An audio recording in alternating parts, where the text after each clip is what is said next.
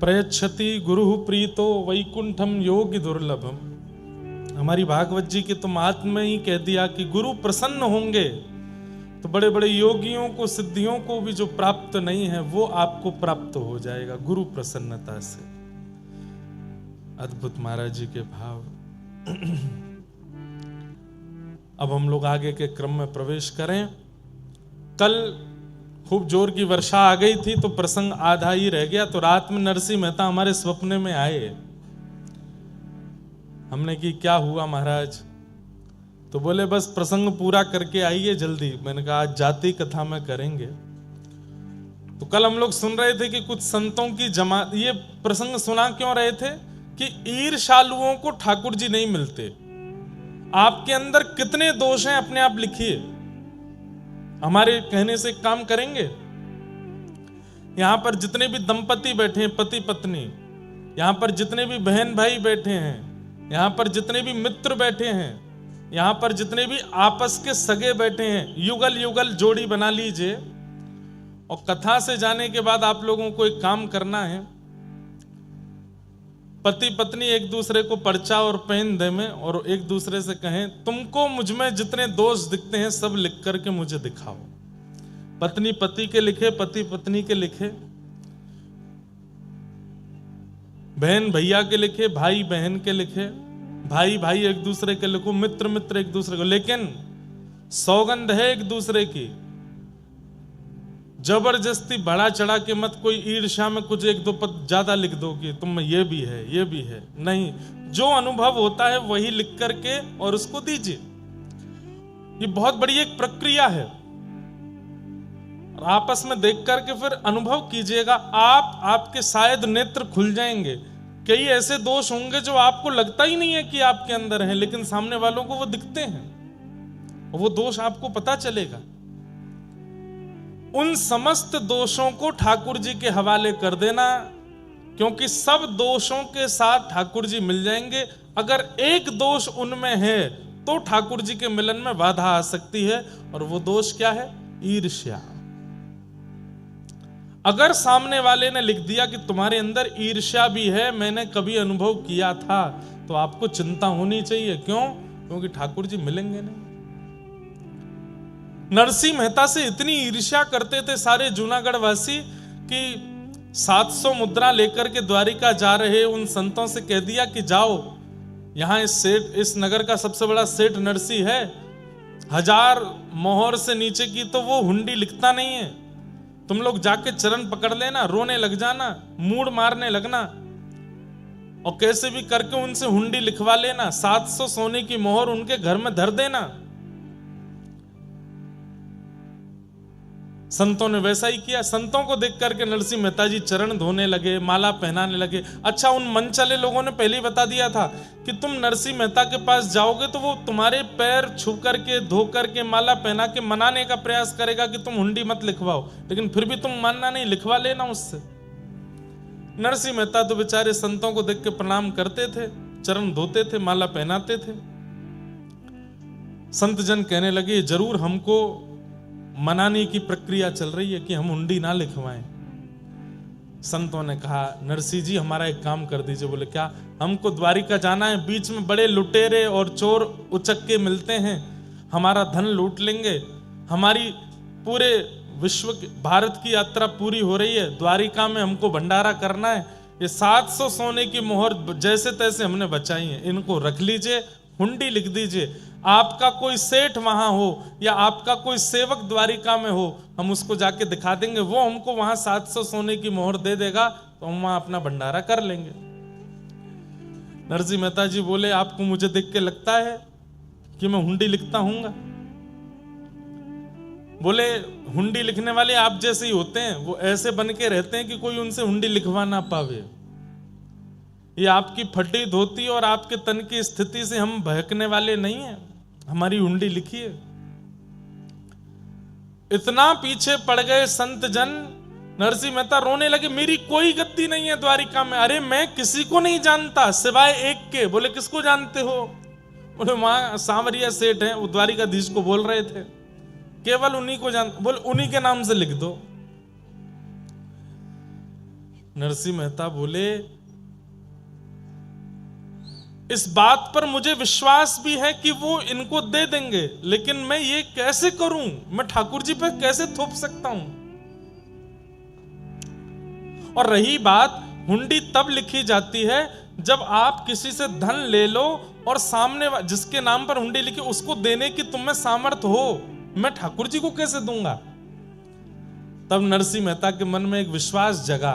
बोले संत जन तो मान नहीं रहे, तो 700 सोने की मोहर लेके तुरंत पूरे जूनागढ़ के ब्राह्मण, विप्र और संतों को बुला के भंडारा कर दिया, दक्षिणा बांट दी, भंडारा कर दिया, सब संतों को खिला दिया।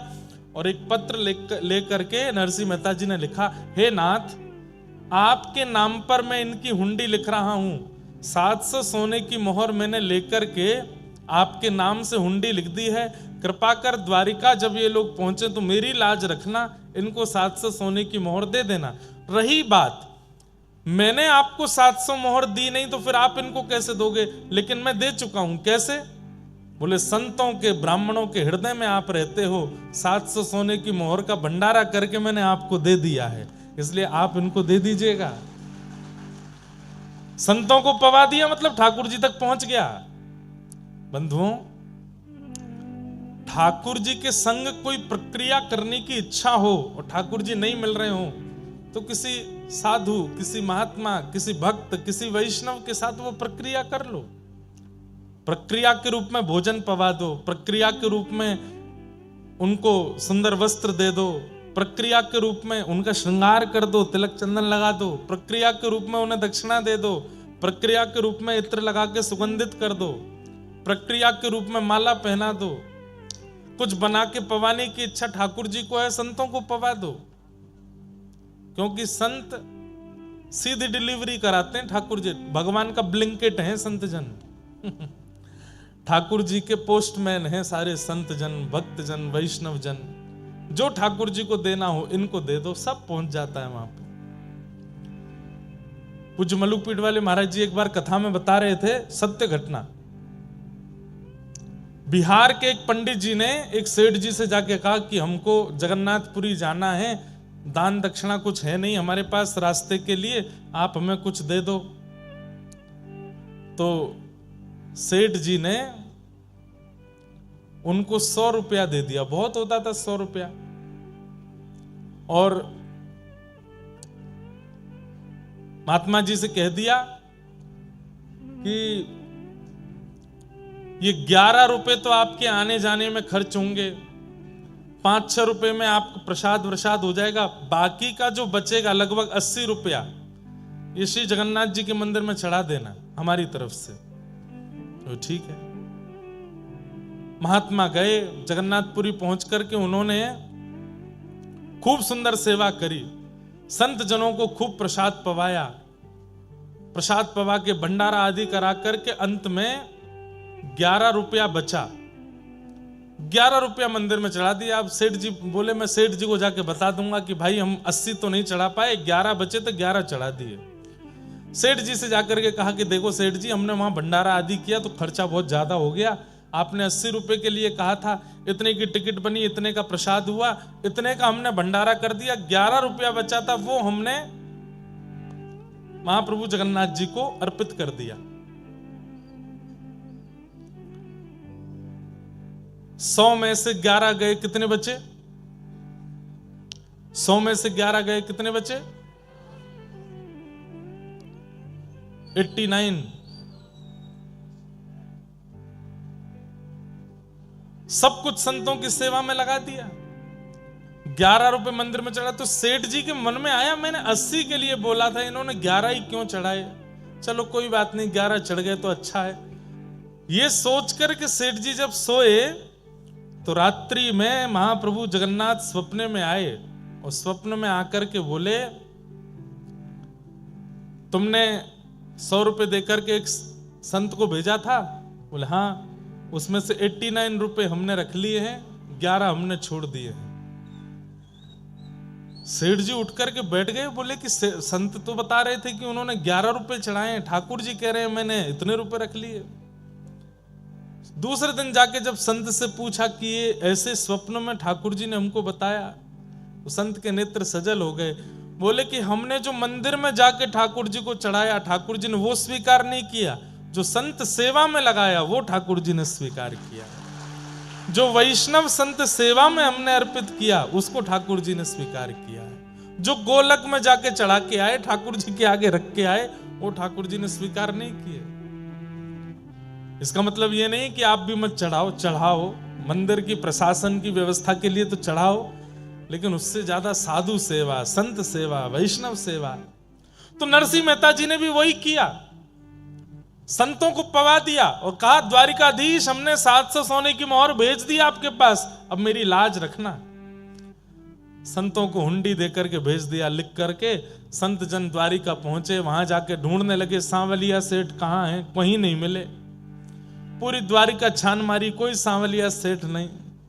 आधी रात जब हुई, संत जन जब रोने लगे गोमती तट पे जाकर के, आहा, अब हम भक्तमाल जी रखी नहीं है, नहीं तो मैं वो छप्पे पढ़ के सुनाता। इतना सुंदर है, श्री प्रियादास जी ने इतनी सुंदर टीका करी है।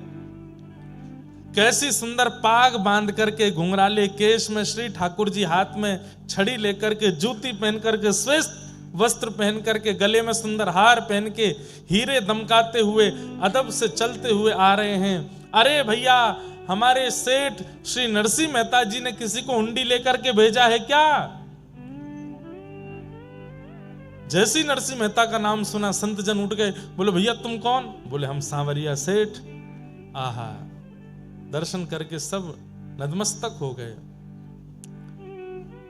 हुंडी जैसे ही, वो लिखी हुई हुंडी जैसे ही दी, पढ़ करके ठाकुर जी ने अपने सिर से लगाया और कहा कि महाराज आप लोग कितने भाग्यशाली हैं। बोले क्यों? हमारे नरसिंह जी के दर्शन करके आए हो। बोले नरसिंह जी देखने में तो बड़े सामान्य लगते हैं और आप उनके सेवक हो, आप इतने अद्भुत लगते हो। बोले मेरे जैसे सेवक हजारों हैं उनके, नरसिंह जी तो बड़े अद्भुत हैं। 700 सोने की मोहर तुरंत पकड़ा दी।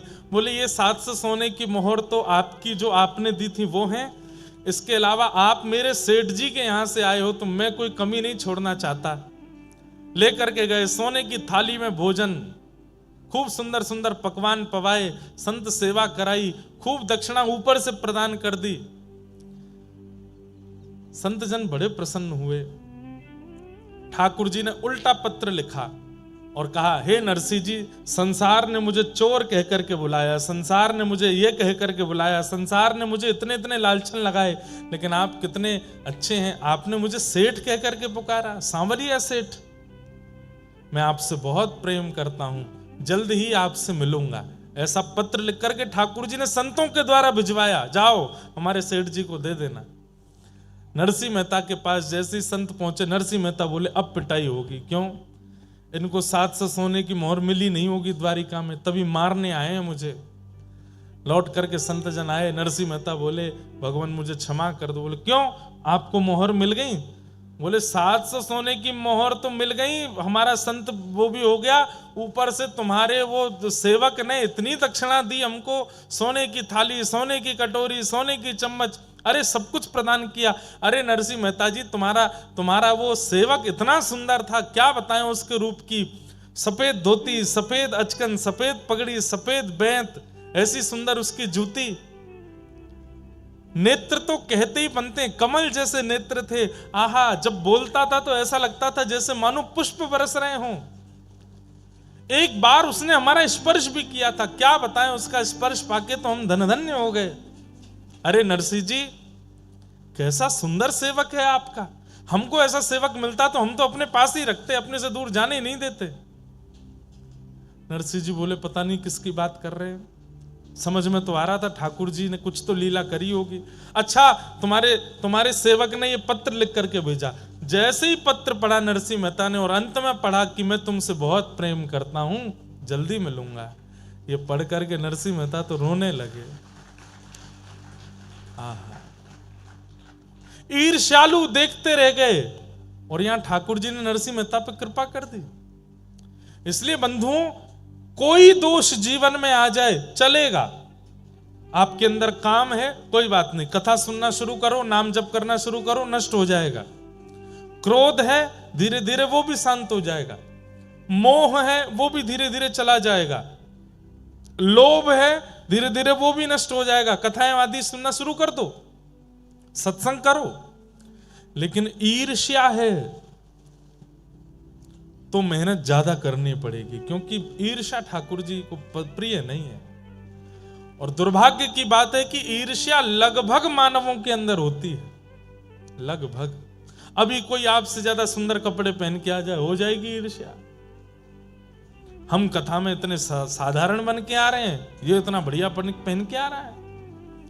हमसे बढ़िया कोई खाने लगे, कमाने लगे, हमसे बढ़िया कोई कुछ प्राप्त कर ले, हमसे बढ़िया घर बना ले, हमसे बढ़िया बच्चे हो जाएं, सब में ईर्ष्या हमारे चित्त में आती है। ईर्ष्या ये कष्ट का कारण। अरे आप लोग तो संसार की बात कर रहे हैं, हम व्यासपीठ में बैठ के कथा करते हैं, कथा करने वालों से ईर्ष्या हो जाती है लोगों को। ऐसी ऐसी ईर्ष्या के लोग हैं। लेकिन ईर्ष्यालु व्यक्ति इस बात को प्रमाण दे रहा है कि मैं कभी ठाकुर जी से नहीं मिल पाऊंगा, इसलिए वो ईर्ष्या को प्रधानता दे रहा है। इसलिए हमारी प्रार्थना, ईर्ष्या चित्त में मत लाइए। निर्मत्सराणाम सताम वैद्यम वास्तवमत्र वस्तु शिवदम तापत्रयोन्मूलनम श्रीमद्भागवते महामुनि कृते किंबा परैरीश्वरः सद्यो हृद्वरुध्यते त्रिकृतभिः शुश्रूषुभिस्तत्क्षणात्। श्रीमद् भागवत की कथा कैसी है? ठाकुर जी से संबंध कराती है, ठाकुर जी से कोई ना कोई संबंध कराती है। बंधुओं, ठाकुर जी से संबंध होना या ठाकुर जी के जनों से संबंध होना, ये दोनों ही कृपा की बात है। आप ठाकुर जी से संबंध नहीं बना पा रहे हो तो ठाकुर जी के जनों से संबंध बनाओ, ठाकुर जी के जनों को ही अपना मान लो, ठाकुर जी के जनों से संबंध बनाओ। आहा। अब कोई हमसे गुरु जी कहे, महाराज जी कहे, पंडित जी कहे, इंद्रेश जी कहे, समझ में आती है। एक बार एक कथा में एक बालक बोला, जीजा जी। मैंने कि यार ये क्या बोल रहे हो? अरे महाराज जी, किशोरी जी हमारी बहन हैं और श्री लाल जी हमारे जीजा जी हैं, आप वृंदावन वासी हो, लाल जी के सखाओ, तो आप भी हमारे जीजा जी। मैंने कि बहुत बढ़िया। हमने कि साले साहब सेवा करने आ जाना। एक जगह और अद्भुत हुआ, नाथ द्वारा दर्शन करने के लिए मैं गया, तो वहां जैसे मैं पहुंचा तो एक बालक मुझसे बोला, नाना जी प्रणाम। मैंने कि यार तेने नाना जी कही मुझसे?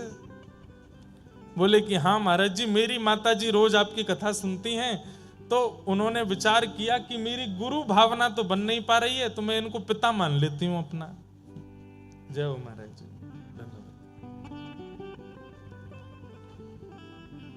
श्री वृंदावन बिहारी लाल की, श्री राधा रमण लाल की, श्री राधा रसिक बिहारी लाल की, श्री जटेरी धाम की, स्वामी श्री हरदास जी महाराज की जय। जय श्री राधे।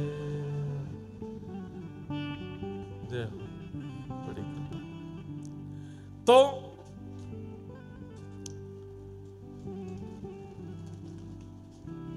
हरिजन संगे हरि उर आने, गिरधर जब अपनों करी जाने।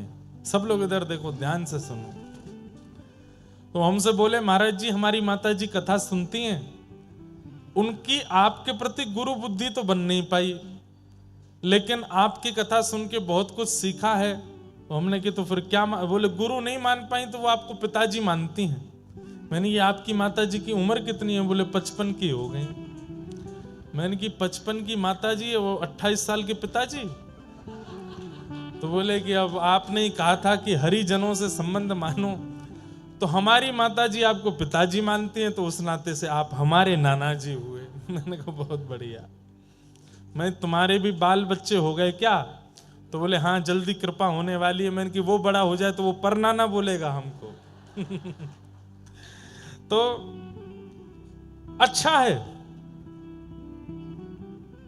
हरिजनों से संबंध रखो, हरिजनों को अपना संबंधी मानो। अरे जिन भक्तों के आप चरित्र सुनते हो ना, इनको ही अपना संबंधी मान लो। इनके संबंध की कहानी से ठाकुर जी आपको प्राप्त हो जाएंगे।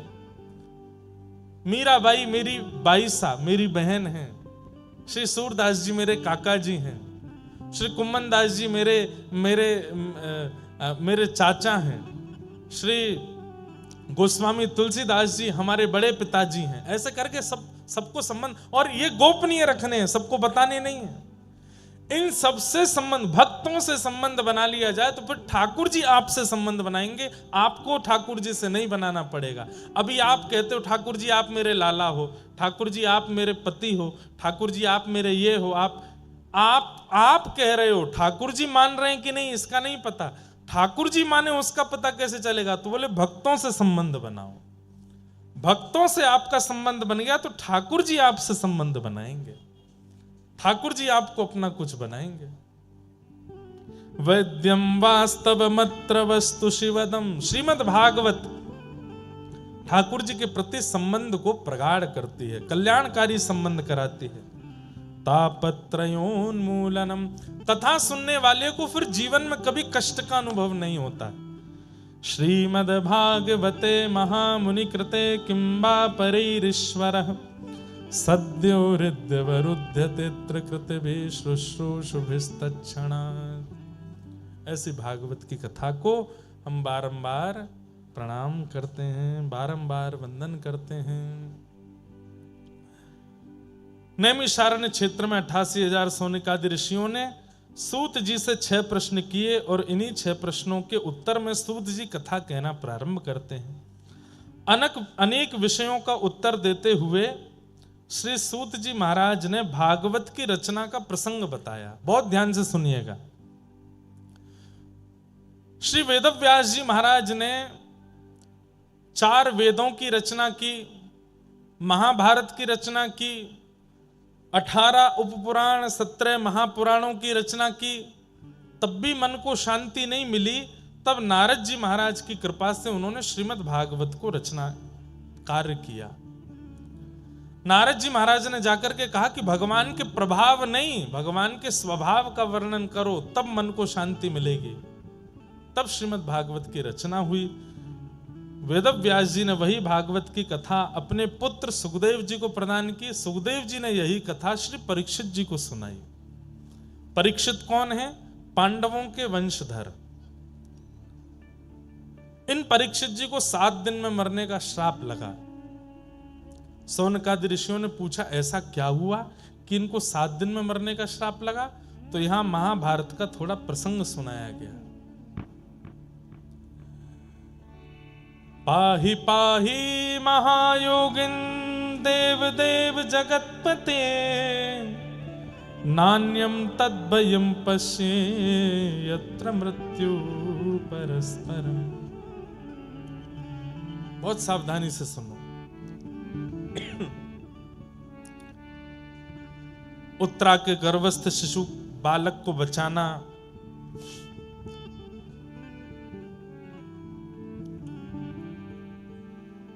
गुरुपुत्र अश्वत्थामा को भरी सभा में अपमानित करना, उसकी मणि को हरण करके निकाल लेना, ये आदि आदि कथाएं यहां पर सुनाई गई। एक प्रकार से पांडवों का युद्ध विजय करा करके और थोड़े बहुत जो कार्य थे उनको समाप्त करके भगवान पांडवों को हस्तिनापुर का राजा बना के द्वारिका प्रस्थान कर रहे हैं। अब हम यहां से कथा सुनेंगे। द्वारिका को जैसे ही जाने लगे तो कुंती ने भगवान के रथ को रोक लिया। कुंती कौन है? भगवान की बुआ। बोले नाथ आप जा रहे हो? बोले बुआ अब देखो युधिष्ठिर राजा हो गया हस्तिनापुर का, आप लोगों का कष्ट खत्म हो गया। अब तक आप लोगों ने इतनी पीड़ाएं सही, वनवास करना पड़ा, सब कुछ सहना पड़ा, अब सब कुछ समाप्त हो गया है। अब आपका राज्य आपके पास आ गया है, महाभारत का युद्ध आप जीत गए हो, अब सब अच्छा आनंद में हो गया। अब मुझे आज्ञा दो, मुझे जाने दो। कुंती ने कहा 2 मिनट नीचे आइए, मुझे आपसे बात करनी है, फिर चले जाना है। श्रीमद् भागवत की सबसे पहली स्तुति है कुंती स्तुति, और कुंती ने भगवान से जो बात कही है वो बहुत ध्यान से सुनिएगा। नमस्ये पुरुषं त्वाद्यं ईश्वरं प्रकृते परम् अलक्ष्यं सर्वभूतानामन्तर्बहिरवस्थितम्। जैसे ही ठाकुर जी रथ से नीचे उतरे, कुंती बुआ ने तुरंत ठाकुर जी को साष्टांग प्रणाम किया। ठाकुर जी 4 कदम पीछे हट गए। बुआ, ये क्या कर रही हो आप? मैं भतीजा हूं आपका, मुझे आपको प्रणाम करना चाहिए, आप मुझे क्यों प्रणाम कर रही हो?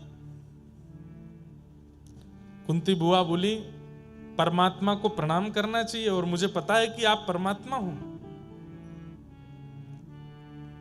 मैं परमात्मा हूं? बोले हाँ। जोर से ठाकुर जी हंसने लगे, मैं परमात्मा हूं? बोले हाँ, तुम परमात्मा हो, मैं जानती हूं।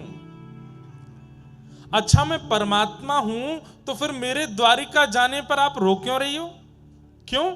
बोले परमात्मा तो सब जगह रहता है, वो द्वारिका में भी है, हस्तिनापुर में भी है, वृंदावन में भी है, गोकुल में भी है, मथुरा में भी है, अलवर में भी है, जयपुर में भी है। परमात्मा कोई एक स्थान पर तो रहता नहीं, परमात्मा तो सब जगह रहता है। और आप मुझे अगर परमात्मा कह रही हो तो मेरे द्वारिका गमन पर इतना रुदन क्यों कर रही हो? परमात्मा तो सब जगह है, देख लीजिए मुझे। कुंती कहती है यही तो बात है, हो तो आप सब जगह पर इतनी आसानी से दिखते नहीं हो। क्यों नहीं दिखता? अब कुंती दूसरे श्लोक में कह रही है कि माया जवनिका छन्न आज्ञादोक्षजमव्ययम्। बहुत दिन बाद हम कुंती स्तुति कह रहे हैं, ध्यान से सुनिएगा कि माया जवनिका छन्न आज्ञादोक्षजमव्ययम् न लक्ष्य से मूढ़ दृशा नटो नाट्य धरो यथा। कुंती कह रही है आप परमात्मा हो, सब जगह हो, लेकिन दिखते क्यों नहीं हो?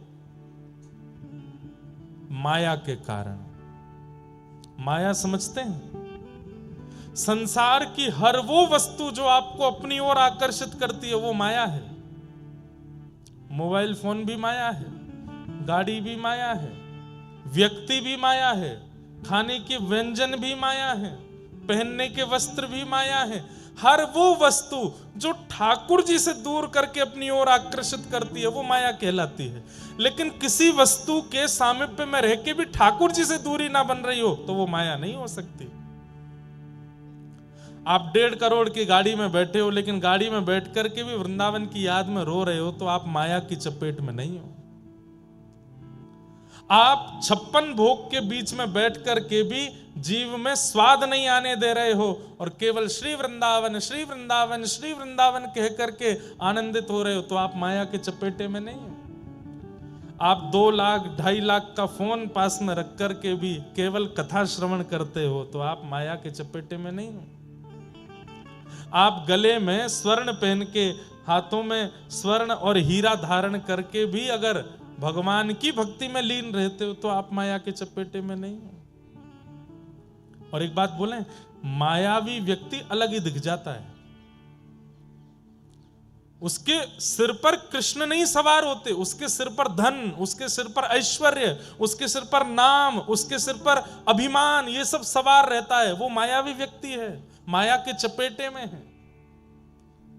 और जो माया के चपेटे में आ जाता है उसको सब जगह होते हुए भी ठाकुर जी नहीं दिखते, उसको मंदिर में भी ठाकुर जी नहीं दिखते। एक बार एक व्यक्ति मेरे साथ श्रीनाथ जी दर्शन करने गया,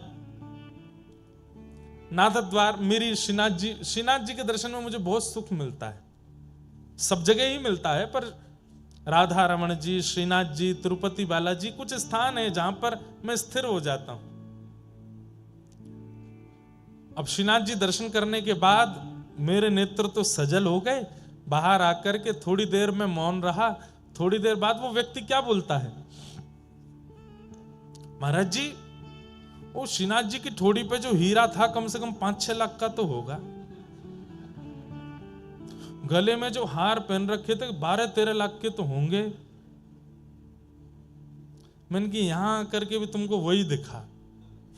जाकी रही भावना जैसी, प्रभु मूरत देखी तन तैसी। प्रॉपर्टी डीलर होते हैं ना, वो दुनिया के किसी कोने में चले जाएं, यहां जमीन के भाव कितने होंगे भैया, वो यही काम करते रहते हैं। कामी व्यक्ति जहां जाता है वहां काम दिख जाता है। धनवान व्यक्ति जहां जाता है उसको वहां धनी धन दिखता रहता है। हमारे साथ एक पंडित जी रहते थे पहले, अब नहीं रहते, वो अब ज्यादा व्यस्त हो गए। वो जहां जाते, महाराज जी घर कितने का होगा ये कमरा कम से कम 20-22 लाख का तो बना होगा, है ये टेबल कम से कम इतने की तो आई हो, मैं तुमको खरीदनी है क्या? अब हम तो घरों में जाते रहते, तो ये थोड़ी है तो सब जगह वही देखना। कई लोगों को देखा गया, वो कथा में आकर के भी कथा नहीं सुनते। वो कथा में आकर यहाँ पे ये कमी है, यहाँ पे ये कमी है, व्यास जी भजन ही नहीं गा रहे हैं, 1.5 घंटा हो गया है, कोई चुटकुल्ला नहीं सुना रहे हैं तो ठाका मार के हंसे न, कोई टोना टोटका तो बताते ही नहीं है। जीवन में संकट चल रहे हो, उनसे कैसे निवृत्ति की जाए, कुछ तो बताओ। भावना जैसी होती है, परिस्थिति वैसी अनुभव देने लगती है।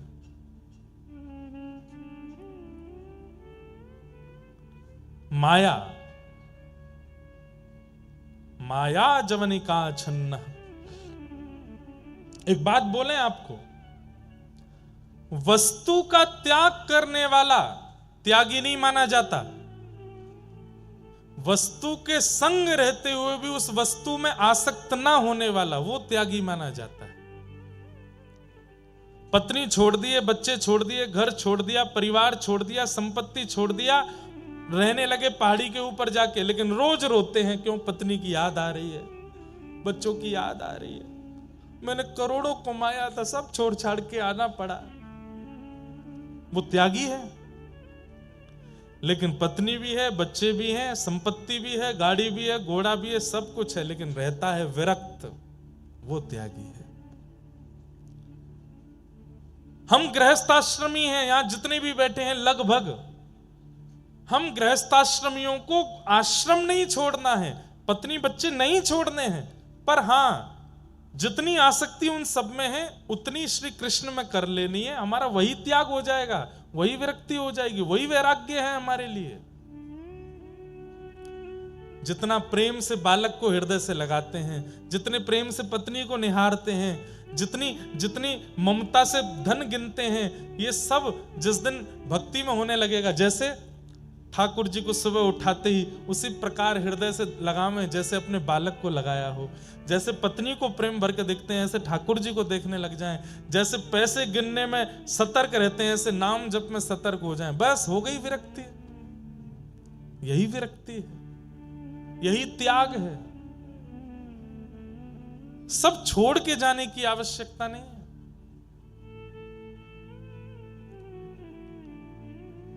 चालीस साल के हो गए और फिर कहने लगे हम तो ब्रह्मचारी हैं, हमने ब्याह नहीं किया।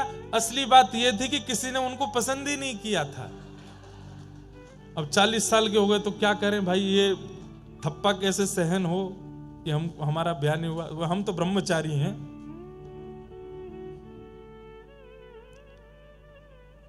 घर छोड़ करके बाहर रहने लगे, घर वालों ने निकाल दिया। और बोले अब ये कैसे सहन हो के घर वालों ने निकाल दिया, तो फिर क्या लगा लिया, बोले हमने तो त्याग कर दिया घर का, त्यागी हो गए, महात्मा हो गए।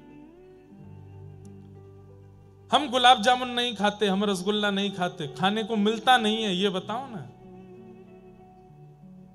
विदेश जाना अपराध है, समुद्र लांघना गलत बात है। अब खुद को वीजा नहीं मिला था कभी, इसलिए सबके लिए ऐसा बोल रहे हो। बड़े विचित्र हैं संसार। लेकिन वास्तव में माया ही है जिसके कारण ठाकुर जी दिखते नहीं। ठाकुर जी तो सब जगह हैं। इस समय इस पंडाल में भी कहां कहां बैठे होंगे, लेकिन माया है जिसके कारण वो दिख नहीं रहे हैं। तब कुंती कहती है तो फिर दिखते कैसे हैं?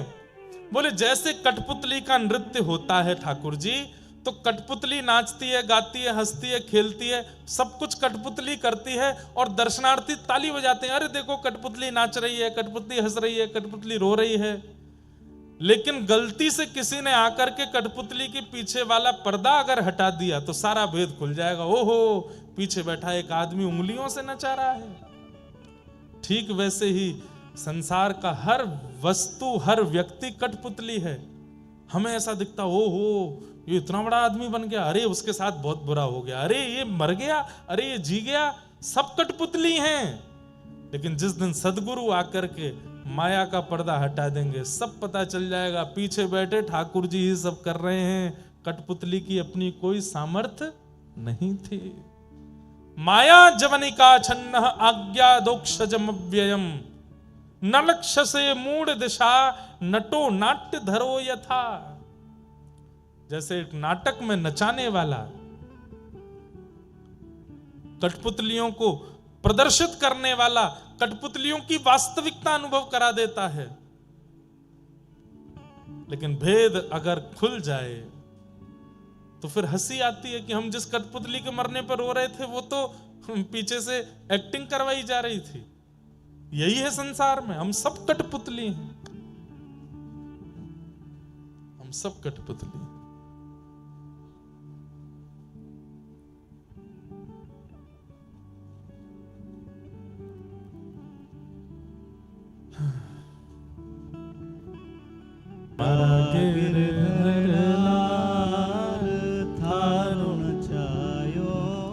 वो एक लाली कोई चित्र दिखा रही है पीछे से, हाँ इनसे ये ले लो और मंच पे पहुंचवा दो।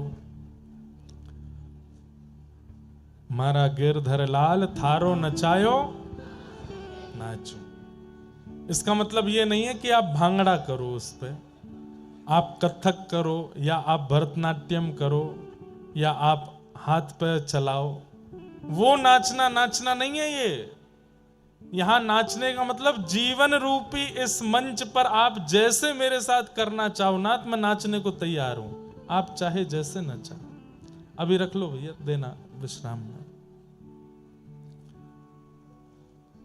घर का प्राणी कहाँ ना माने, मन मन खुशी मनाऊं। घर का प्राणी कहाँ, हमें बहुत अच्छा लगता है ये भाव, मन मन खुशी मनाऊं। अच्छी बात है, घर के लोग आपकी बात नहीं मानते, बात मानने लगेंगे तो उनमें ममता हो जाएगी। नहीं मानते आपकी बात, आप कहते हो कथा में जाना, बिल्कुल नहीं जाना, घर पे बैठे सुनो, यूट्यूब पे आ रही है कथा, क्या करना पंडाल में जाके सुनोगे। बारिश का मौसम, हवा चल रही है, घर पे बैठे रहो। अच्छी बात है, घर के लोग आपको बार बार आपकी बात नहीं मानते, नहीं तो उनके प्रति ममता हो जाएगी। थारे इस मंगल विधान में, थारे इस मंगल विधान में, मैं काहे टांग अड़ाऊं हाणाऊं।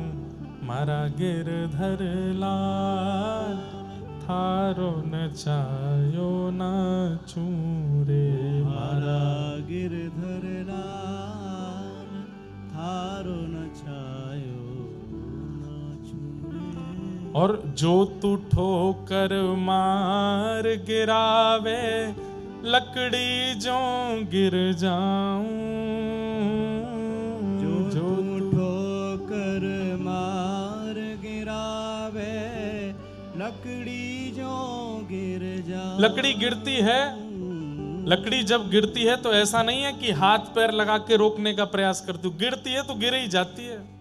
हे नाथ, अगर आप गिराओगे तो हम गिर जाएंगे, लेकिन जो तू माथे ऊपर बिठावे, जो तू माथे ऊपर बिठावे, मैं तो भी ना शर्माऊं शर्माऊं। मारा गिरधर लाल थारो नचायो नाचूं रे। मारा गिरधर लाल थारो नचायो। न लक्ष्य से मूढ़ दृशा नटो नाट्य धरो यथा। वही बात कुंती यहाँ कह रही है कि नाथ, इस संसार में सब कठपुतली की तरह नाच रहे हैं। हमें लगता है कोई धनवान हो गया, कोई कलेक्टर हो गया, कोई एसडीएम हो गया, कोई डीएम हो गया, कोई महाराज जी हो गया, कोई संत हो गया, कोई व्यसनी हो गया, कोई पापी हो गया, लेकिन वास्तविक में ये सब कठपुतलियां आपकी, आप नचा रहे हो।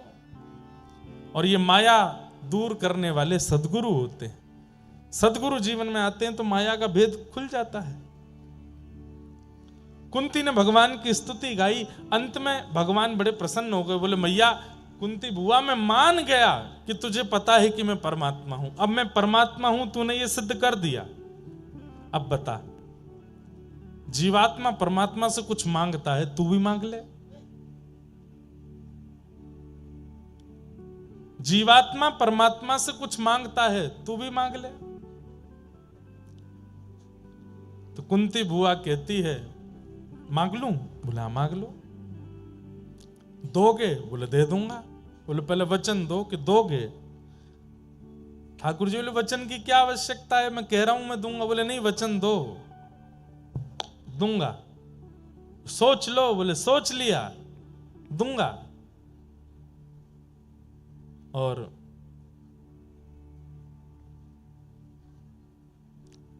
कुंती मांग रही है।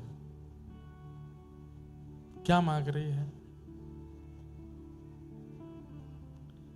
विपद संतु न शश्वत तत्र तत्र जगद्गुरो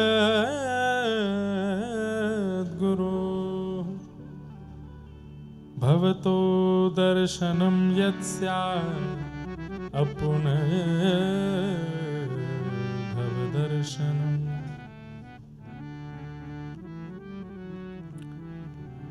विशेष रूप से आगे की पंक्ति में बैठने वाले लोग बैठने के बाद उठा ना करें, ऐसी हमारी प्रार्थना। पीछे वाले बेचारे उठें जामें, वैसे पीछे वाले उठते नहीं हैं, लेकिन आगे की पंक्ति वाले भी अच्छे हैं, लेकिन कुछ दो चार लोग उठें तो उनको मना किया करो। बोले देखो व्यास जी को आप ही दिख रहे हो, पीछे वालों की तो शक्ल ही नहीं दिखती हमको, सब श्याम सुंदर दिखाई देते हैं, लेकिन आगे वाले दिखते रहते हैं। तो इनसे हमारी प्रार्थना, आप लोग वीवीआईपी हो तो वीवीआईपी जैसे बैठे रहो, पूरी कथा सुना करो, क्योंकि आप हमको दिख रहे हो। नहीं दिखते तो आप उठो, जाओ, आओ, खांसो, बैठो, खाओ, पियो, कुछ भी करो, लेकिन आगे बैठे हैं तो बैठे रहे। विपद संतु नः शश्वत् तत्र तत्र जगद्गुरो। कुंती भगवान के सामने प्रार्थना करती हुई कह रही हैं कि नाथ, यदि आप मुझे देना चाहते हैं तो एक ही वरदान दे दीजिए। बहुत ध्यान से सुनिएगा। क्या?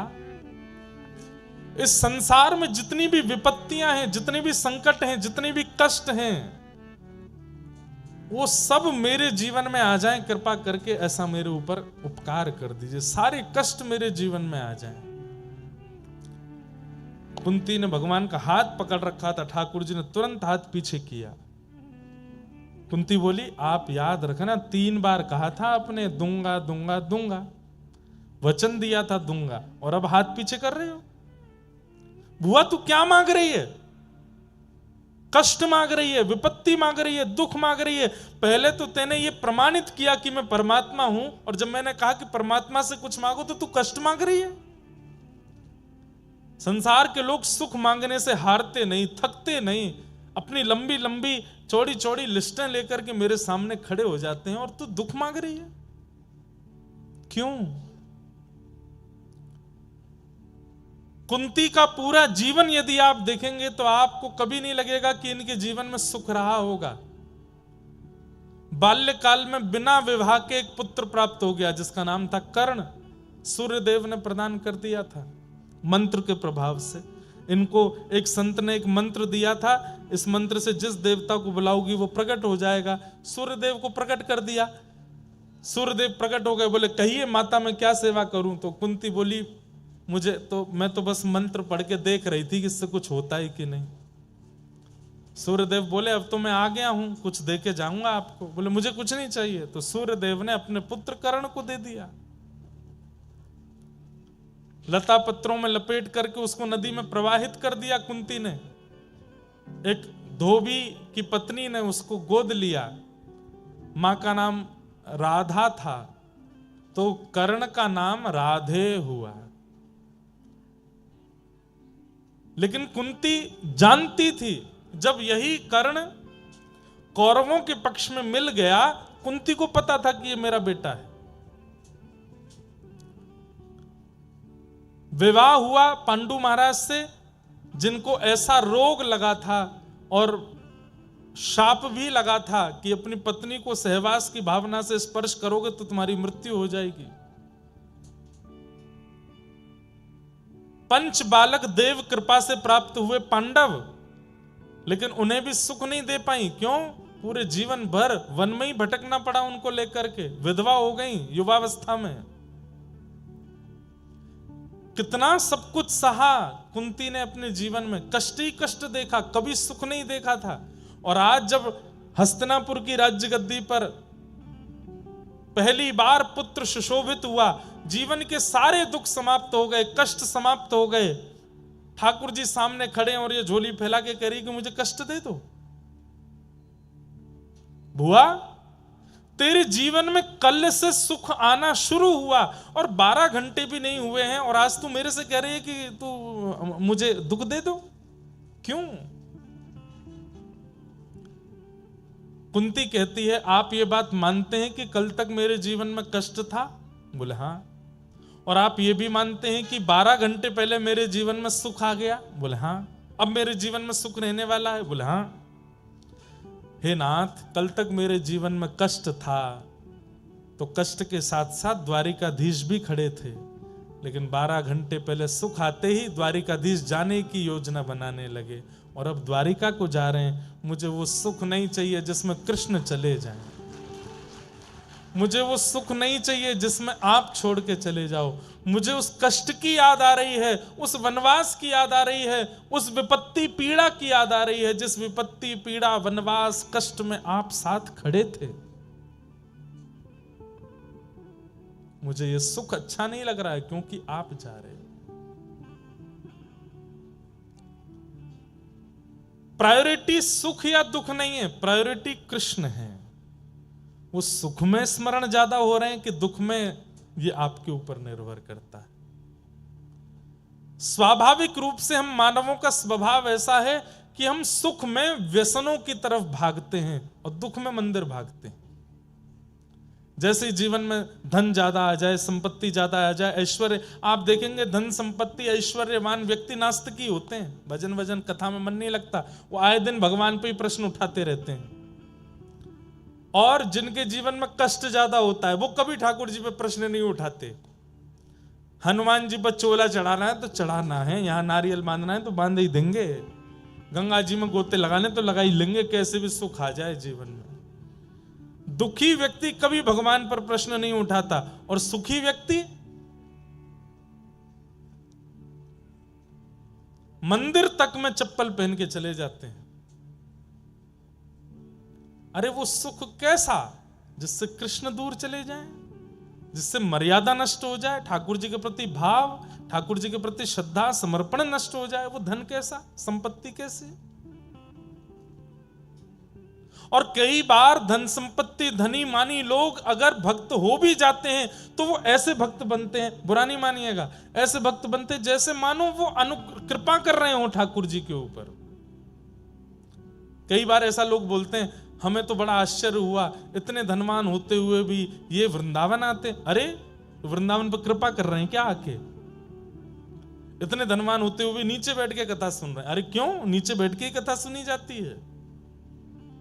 इतने धनवान होते हुए भी रोज हर मंगलवार वहां जाते हैं। इतने धनवान होते हर महीने खाटू श्याम जाते। क्यों? कृपा करने जा रहे हैं खाटू श्याम जी पे? नहीं। अत्याधिक सुख कई बार ठाकुर जी से दूरी बनवा देता है। इसलिए दुख में भूलो मति, सुख में फूलो मति, प्राण जाए मगर नाम भूलो मति, मुरली वाले को मन से रिझाते चलो, कृष्ण गोविंद गोपाल गाते चलो, कृष्ण गोविंद गोपाल गाते चलो। देखना इंद्रियों के न घोड़े भगे, इनमें हरदम जो संयम के कोड़े पड़े। अपने रथ को सुमार्ग लगाते चलो, कृष्ण गोविंद गोपाल गाते चलो, कृष्ण गोविंद गोपाल गाते चलो। सुख में फूलो मती, दुख में भूलो मती। कुंती कह रही है मुझे वो दुख चाहिए जिसमें आप मेरे साथ रहो, आप मेरे पास हैं। भगवान ने तुरंत भुआ को हृदय से लगाया और कहा, भुआ तू जब कहेगी मैं तेरे सामने प्रकट हो जाऊंगा, किसी को नहीं दिखूंगा, बस तुझे दिखूंगा, बस तू मुझे बुला लिया कर। मैं कहा करता हूं कथा में, कभी अगर अवसर मिले और आपको व्यवस्था मिले तो कुंती, कर्ण और कृष्ण, ये 3 क हैं महाभारत में। कुंती, कर्ण और कृष्ण, इन तीनों का आस्वादन कीजिए, इनका जीवन पढ़ लीजिएगा एक बार। इन तीनों का जीवन पढ़ने के बाद जन्म से लेकर के इनकी संपूर्ण प्रक्रिया, कृष्ण की तो हम सुनते ही हैं, कुंती और कर्ण की भी सुनिए। उस दिन आपको अनुभव होगा मेरे जीवन में दुख कोई बहुत बड़े नहीं है, दुख तो इनको कहते हैं।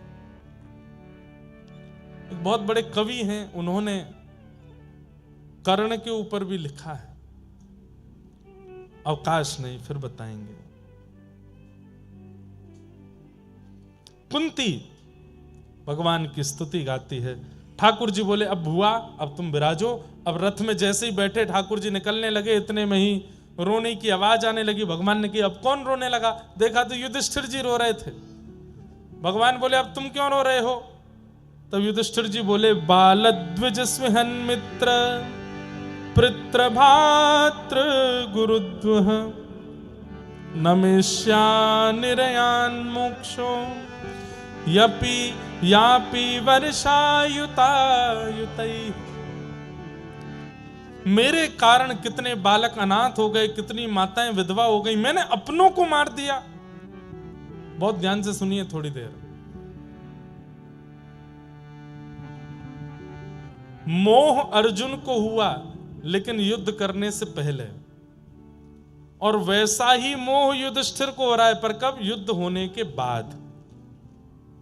गलती करने से पहले यदि आपके मन में सतर्कता आ रही है तो आप अर्जुन हो। कृष्ण आपकी सहायता कर सकते हैं, लेकिन पूरे रायते फैलाने के बाद रोना, ठाकुर जी कह रहे हैं अब रोने से क्या फायदा, जब चिड़िया चुग गई खेत, सब हो गया, खुद किया, अब रो क्यों रहे हो? ठाकुर जी कहते हैं ऐसे व्यक्ति कायर होते हैं जो गलती करने से पहले चेतते नहीं, गलती करने के बाद रोते हैं कि हमने बहुत बड़ी गलती कर दी, हमसे अपराध हो गया, कान पकड़ रहे हैं, क्षमा मांग रहे हैं, दंडवत कर रहे हैं। ठाकुर जी कह रहे हैं रोने से काम नहीं चलेगा, अब संकल्प लो दोबारा नहीं करोगे, और जो कर दिया उसका दंड भोगोगे तो ही तुम निवृत्त हो सकते हो। युधिष्ठिर रो रहे हैं। भगवान बोले क्यों रो रहे हो? बोले मैंने कितनी माताओं को विधवा कर दिया, युद्ध में उनके पति मार दिए, कितने बच्चे अनाथ कर दिए, उनके पिता मार दिए। यदि मैं ही पीछे हट गया होता युद्ध मैदान से तो ये महाभारत नहीं होता, माताएं विधवा नहीं होती, बच्चे अनाथ नहीं होते। भगवान बोले वाह बहुत बड़ी बात कह रहे हो युधिष्ठिर। ऐसा ही मोह हुआ था अर्जुन को, लेकिन गीता सुना दी थी मैंने। वही मोह अब तुम कर रहे हो, अब मैं क्या सुनाऊं? बार बार नहीं सुनाऊंगा, इतना समय नहीं है मुझ पे। मेरा मोह दूर कीजिए, मैं बहुत व्याकुल हो रहा हूं, मुझे नरक में भी स्थान नहीं मिलेगा, मैं इतना बड़ा पापी हूं। भगवान बोले अब हम जहां फेल होते हैं वहां हमारे भक्त पास होते हैं। रणभूमि में मेरी प्रतीक्षा कर रहे हैं भीष्म पितामह, चलो उनके पास लेके चलता हूं, वो तुमको ज्ञान उपदेश करेंगे। और भगवान भीष्म पितामह के पास लेकर के गए।